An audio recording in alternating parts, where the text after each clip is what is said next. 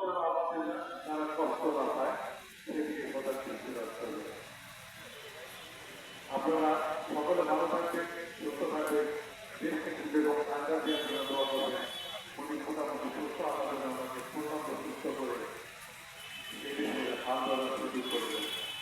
আমরা দোয়া করবো আমাদের আগামী দিনের নাটক লড়াই দেওয়ার তারিখে কমানোর জন্য আমাদের পবিত্র ভোটে অঞ্চলের প্রধানমন্ত্রী হয়ে এই দেশের রাষ্ট্র মান রক্ষা করে এবং দেশটাকে জিয়া রহমানের আদর্শ দেশ হিসাবে পুরো পৃথিবীতে পরিগণিত করতে পারে সে আশা ব্যক্ত করে আমাদের সকলের সুস্বাস্থ্য এবং মঙ্গল কামনা করে আমার বক্তব্য এখানে শেষ করছি।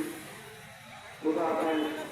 বাংলাদেশ জিন্দাবাদ, বাংলাদেশ জাতীয়তাবাদী দল জিন্দাবাদ, রোজ অমর হোক।